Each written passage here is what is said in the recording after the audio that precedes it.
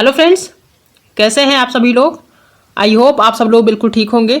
चलिए शुरू करते हैं आज की क्लास। आज की क्लास में हम डिस्कस करने वाले हैं DSSB के बारे में, जो कि अभी वैकेंसी आपकी आई है। तो इसके बारे में सारी चीज़ें डिटेल में डिस्कस करेंगे कि जो DSSB है इसमें कौन कौन से लोग अप्लाई कर सकते हैं, कब से अप्लाई होगा, कब तक होगा, इसकी लास्ट डेट कब है, टोटल कितनी वैकेंसी है और कौन कौन से लोग जो है इसको अप्लाई कर सकते हैं। सारी चीज़ें इसके बारे में डिस्कस करेंगे। साथ में एज कितनी होनी चाहिए, एलिजिबिलिटी क्या होनी चाहिए, और पेपर में नेगेटिव मार्किंग होती है कि नहीं होती है, और कितने क्वेश्चन होते हैं, कितने नंबर के होते हैं, सारी चीज़ें डिस्कस करने वाले हैं आज की क्लास में। तो आज की जो वीडियो है बहुत ही इंपॉर्टेंट होने वाली है। इस वीडियो को शुरू से लास्ट तक देखिएगा ताकि सारी चीज़ें क्लियर हो जाए। अगर आपको लगता है कि आपके लिए ये इफेक्टिव वीडियो है तो आप इसको लाइक जरूर करिएगा। अगर आपको लगता है कि आपके जानने वाले कोई ऐसे हैं जो DSSB के लिए अप्लाई कर सकते हैं तो उनको शेयर जरूर करिएगा ताकि वो जो है इसमें अप्लाई कर सकें और दिल्ली में जो है जॉब करने का उनका एक जो मौका है वो मिल सके। ठीक है, तो इसको ध्यान से देखिएगा। सबसे पहले बात कर लेते हैं कि ये जो वैकेंसी है DSSB की, वैकेंसी निकलती कहाँ है। अगर आपको जॉब मिलती है तो आपको जॉब कहाँ मिलती है। तो ये जो वैकेंसी है ये DSSB की है, यानी दिल्ली की तरफ से निकलती है। ठीक है, और अगर आपको जॉब मिलती भी है तो आपको दिल्ली में ही रह के जॉब करनी होती है। ठीक है, अगर बात करें कि अगर DSSB में आपको जो है फॉर्म अप्लाई करना है तो उसकी जो है डेट कब से शुरू हो रही है, यानी फॉर्म अप्लाई शुरू कब से होगा। तो देखते हैं कि सबसे पहले की जो फॉर्म ओपनिंग है, इसकी जो फॉर्म अप्लाई करने का, फॉर्म को जो फॉर्म भरने का जो टाइम है वो है 8 फरवरी से। ठीक है, 8 फरवरी से फॉर्म भरना शुरू हो जाएगा। ठीक है, और जो लास्ट डेट है वो है 8 मार्च, यानी कि आपके पास पूरा एक महीना है फॉर्म अप्लाई करने का, आप आराम से अप्लाई कर सकते हैं। ठीक है, अगर बात करें पोस्ट की तो इसमें अलग अलग सब्जेक्ट के लिए पोस्ट भी हैं। ठीक है, सबसे पहले तो एक चीज़ कंफर्म कर दें कि ये जो वैकेंसी है TGT के लिए निकली है, ये PRT की नहीं है। ठीक है, PRT की जो वैकेंसी है अभी नहीं निकलेगी, कुछ टाइम बाद निकलेगी। अभी जो वैकेंसी निकली है TGT के लिए है। तो TGT में अलग अलग सब्जेक्ट के वैकेंसी निकली है, अलग अलग पोस्ट की। ठीक है, जैसे TGT मैथ के अलग अलग जो है सब्जेक्ट की है। तो जैसे TGT मैथ में मेल यानी कि जो पुरुषों की है उसमें जो है टोटल 540 वैकेंसी है अलग अलग कैटेगरी की। और TGT मैथ की फीमेल की कितनी है, 568 है।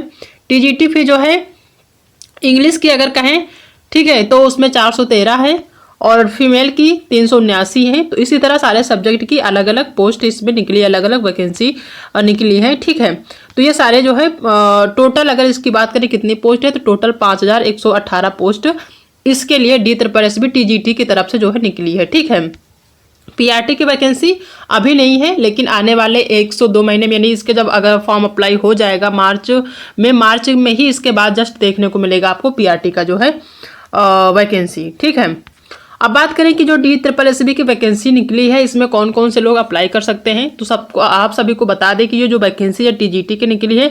तो TGT के लिए वो सभी लोग जो है अप्लाई कर सकते हैं जिन्होंने BEd कर रखा है और जिनका CTET का सेकेंड पेपर क्वालिफाइड है।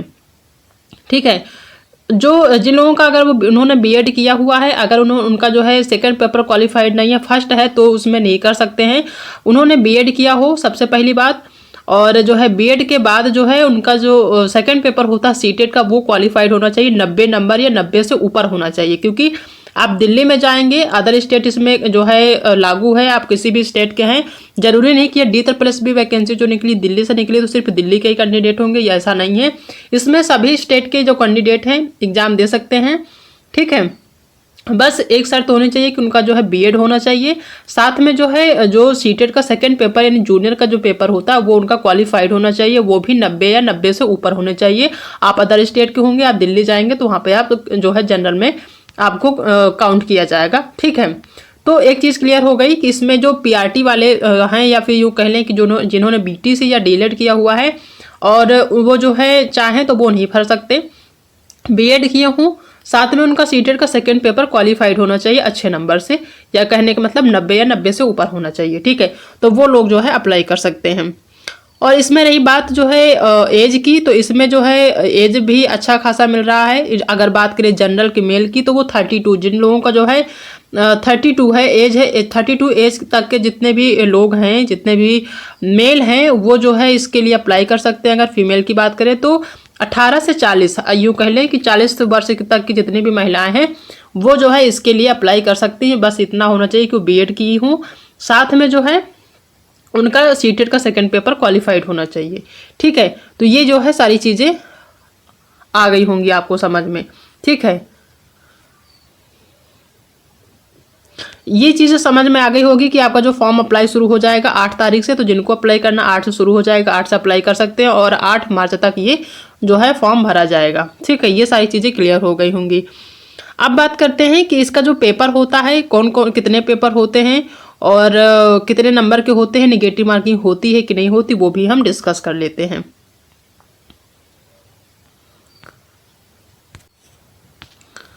अब देखते हैं कि इसमें कितने जो है सब्जेक्ट होते हैं जो एग्ज़ाम होता है। तो इसमें अगर सब्जेक्ट की बात करें तो इसमें जो है एक जो आपका पेपर होता है उसमें 5 जो है सब्जेक्ट होते हैं। ठीक है, ये सब्जेक्ट जो है पहला आपका होता है सामान्य ज्ञान का, दूसरा होता है रीजनिंग का, तीसरा होता है मैथ का और 2 लैंग्वेज होते हैं हिंदी और इंग्लिश। ठीक है, तो 5 सब्जेक्ट होते हैं और ये जो 5 सब्जेक्ट होते हैं ये जो है 20-20 नंबर के होते हैं।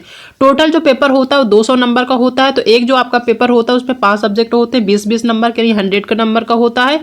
और दूसरा जो सब्जेक्ट होता है वो पूरा 100 नंबर का होता है। वो आपका पर्टिकुलर जो सब्जेक्ट होता है, जिस सब्जेक्ट में आप चाहते हैं पढ़ाना उस सब्जेक्ट का होता है। मान लीजिए आप हिंदी से, आपका जो है एमए है, आप हिंदी से चाहते हैं तो हिंदी के ही 100 क्वेश्चन पूछे जाएंगे। ठीक है, सब्जेक्ट के, यानी सब्जेक्ट के 100 क्वेश्चन अलग से होते हैं और बाकी जो आपको 5 सब्जेक्ट होता है उसमें 20-20 नंबर के क्वेश्चन होते हैं। 100 नंबर टोटल 5 सब्जेक्ट को मिला के होते हैं, तो 200 नंबर के टोटल क्वेश्चन होते हैं।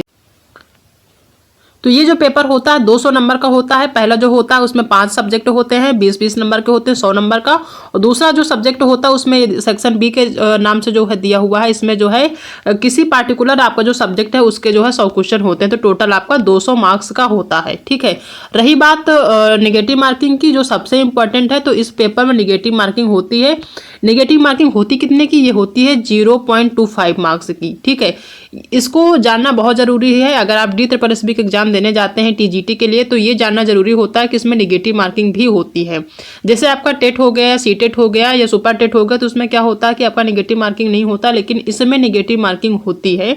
तो इस चीज़ को जरूर ध्यान रखिएगा। ठीक है, बाकी पेपर 2 होते हैं जिसमें एक आपका पूरा जो है पार्टिकुलर जो सब्जेक्ट होता है उससे होते हैं 100 मार्क्स के, और एक होता है आपका उसमें 5 सब्जेक्ट होते हैं 20-20 नंबर के। तो टोटल 100 नंबर के, ये 100 वो 200 नंबर के ही हो जाता है। ठीक है, और निगेटिव मार्किंग इसमें होती है। ठीक है, इस चीज़ को ध्यान रखिएगा।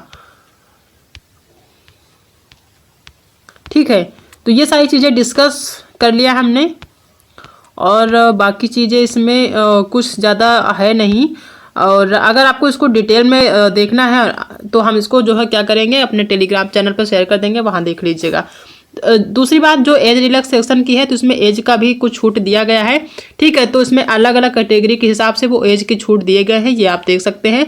अगर बात करें ऐसे सिंपली तो जो लोग जो है 32 एज के हैं, जो मेल हैं, वो इसके लिए एग्ज़ाम दे सकते हैं। यानी 32 साल के जो एज के लोग हैं वो जो है एग्ज़ाम दे सकते हैं। और महिलाओं में 40 वर्ष के, यानी उसमें अलग अलग कैटेगरी के हिसाब से अलग अलग चीज़ें हैं। ठीक है, जनरल के है तो 40 है, OBC के है तो और उनका बढ़ जाएगा, SC ST के है तो उनका और बढ़ जाएगा। तो ऐसे ही अलग अलग है। ठीक है, जैसे 32 जो एज है वो मेल का जो है, अगर जनरल के हैं तो वो 32 उनका जो है 32 तक कर सकते हैं, OBC के है तो उनका और बढ़ जाएगा। ठीक है, तो सबका अलग अलग अपने अपने कैटेगरी के हिसाब से। तो एज इसमें अच्छा खासा दे रहे हैं। ठीक है, अगर आप इस कैटेगरी में आते हैं तो आप ज़रूर फॉर्म अप्लाई करिए, थोड़ा सा मेहनत करिए। जो है इसमें एज भी अच्छा खासा दे रहे हैं आप सभी को, और फॉर्म अप्लाई करने का 1 महीने का टाइम दे रहा है। इसकी वजह से आपका जो पेपर है इसमें आपको अच्छा खासा टाइम मिल जाएगा, क्योंकि अभी आपको जो फॉर्म ही भरा जाएगा वो 1 महीने भरा जाएगा, यानी पूरा फरवरी से मार्च तक जो जाएगा इस फॉर्म भरा जाएगा। ठीक है, उसके बाद आपका उधर चुनाव का टाइम हो जाएगा, चुनाव होने हैं। तो अप्रैल मई में तो पेपर होगा नहीं, तो जून या जुलाई तक इसका पेपर होने की संभावना। तो कम से कम कहने का मतलब हमारा ये है कि अगर आप एलिजिबल हैं इस चीज़ के लिए, DSSB के लिए, आपने BEd किया हुआ है और आपका सेकंड पेपर भी क्लियर है, तो आप इसके लिए ज़रूर अप्लाई करिए, मेहनत करिए। और पेपर का जो है अच्छा खासा आपके पास टाइम भी है, कि कहीं से भी आप पढ़िए, अच्छे से पढ़ाई करिए, ताकि जो है आपको जॉब मिल सके। इस वीडियो को बनाने का मकसद सिर्फ इतना ही है कि अगर आप एलिजिबल हैं DSSB के TGT के लिए तो आप फॉर्म ज़रूर अप्लाई करिए। आपके पास अच्छा खासा टाइम है तैयारी करने के लिए, आप तैयारी करिए, एग्ज़ाम आपका अच्छे नंबर से निकलेगा। ठीक है, और अगर आपको वीडियो आज की पसंद आई है तो वीडियो को लाइक कर दीजिएगा, अपने दोस्तों में शेयर कर दीजिएगा। अगर आप चैनल पर नए हैं तो चैनल को सब्सक्राइब करना भी मत भूलिएगा, ठीक है। बाकी मिलते हैं नेक्स्ट वीडियो में, तब तक अपना ध्यान रखिएगा।